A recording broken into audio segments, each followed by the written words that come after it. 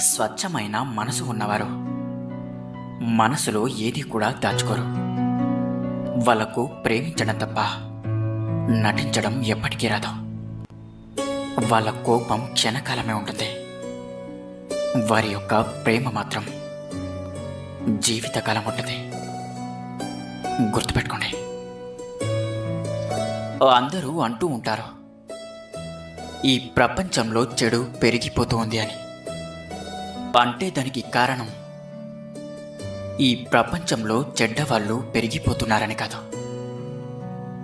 దానికి కారణం ఏమిటి అంటే, మంచి వాళ్ళు మంచి ఆలోచన, మంచి భావజాలం చెడుకి నిరసనను తెలియజేయలేకపోతుంది. ఒకవేళ మీ ఎదుట ఏదైనా తప్పు జరుగుతుంటే దానికి నిరసన తెలపడానికి మీరు